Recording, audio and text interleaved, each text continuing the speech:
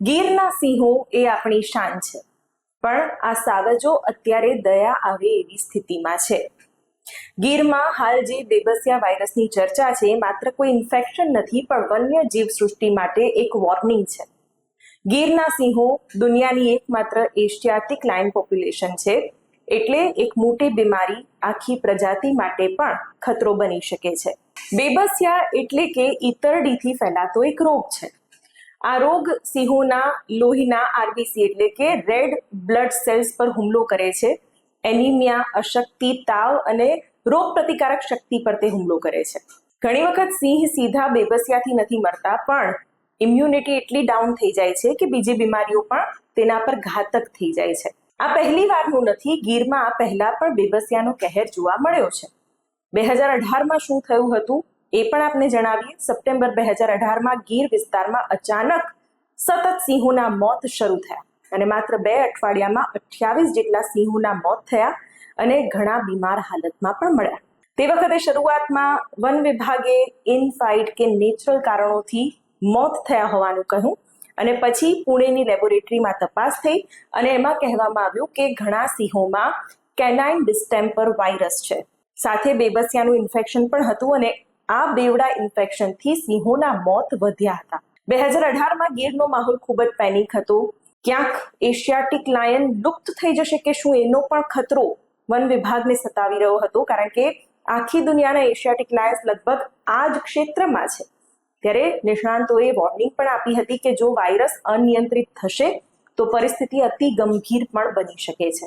આ સાથે તાન્ઝાનિયામાં જ્યારે સેરેન્ગેટીમાં 1994માં આ વાયરસ આવ્યો હતો ત્યારે લગભગ 1000 સિંહો મરી ગયા હતા અને ત્યાં પણ બેબસિયા સિંહોમાં જોવા મળ્યો હતો. ગુજરાત સરકારે એ સમયે 140થી વધુ મોનિટરિંગ ટીમ ઉતારી હતી, ક્વોરન્ટાઇન સેન્ટર્સ બનાવ્યા હતા, સિંહોને આઇસોલેટ કરવામાં આવ્યા હતા, યુએસથી વેક્સિન મંગાવવામાં આવી હતી, બ્લડ સેમ્પલિંગ શરૂ કરવામાં આવ્યું હતું. આ બધા જ પગલાં 2018માં લેવાયા હતા. જોકે એક ચર્ચા વારંવાર થતી આવે છે ગુજરાતમાં કે એક જ જગ્યાએ બધા સિંહો કેમ છે? શું બધા એશિયાટિક લાયન્સને માત્ર ગુજરાતમાં જ રાખવા જોઈએ? સુપ્રીમ કોર્ટ પહેલેથી જ મધ્યપ્રદેશના કુનોમાં કેટલાક સિંહોને શિફ્ટ કરવાની વાત કહી ચૂકી છે. ત્યારે એક્સપર્ટ્સનું એવું પણ માનવું છે કે એક જ જગ્યાએ જો આટલી વસ્તી વધશે તો એ ક્યાંક ખતરો પણ ઊભો કરી શકે છે. 2018 પછી 2020માં પણ બેબસિયાનો કહેર જોવા મળ્યો હતો અને લગભગ પૂર્વ ગીર વિસ્તારમાં 23 સિંહોના મોત થયા હતા અને ઘણા જે ઇન્ફેક્ટેડ સિંહો હતા તેમને ઈતરડી અને શ્વાન જેવા પ્રાણીઓના કારણે આ ઇન્ફેક્શન થયું હોવાનું પણ માનવામાં આવ્યું. ત્યારે પ્રાણીઓના સીધા સંપર્કમાં સિંહો ન આવે તેવા પણ પગલાં લેવાયા હતા. 2026માં શું થયું છે? 10 દિવસમાં 6 જેટલા સિંહોના મોત થયા છે અને તેમાં પણ શંકાસ્પદ બેબસિયાના લક્ષણો જોવા મળ્યા છે. સર્વેલન્સ વધારાયું છે, ક્વોરન્ટીન વધારાયું છે.